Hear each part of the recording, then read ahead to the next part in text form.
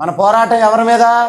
శరీరులతోనా? నిజానికి అక్కడ శరీరులతో అన్న దగ్గర ఏమనుంది? రక్త మాంసములు అనుంది. అంటే నిజానికి నీ పోరాటము రక్త మాంసములు కలిగిన వాడితో కాదు. కాబట్టి ప్రభువే రక్తముగా శరీరముగా మారి ఆయన శరీర రక్తాలను నీకు ఇస్తున్నాడు. హల్లెలూయా.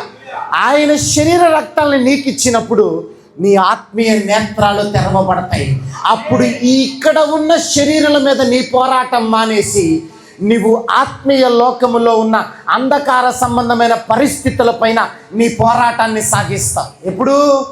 ఆయన శరీర రక్తాలను నీవు సేవించినప్పుడు. హల్లెలూయా. అప్పుడు నీ ఆత్మీయ నేత్రాలు తెరవబడతాయి.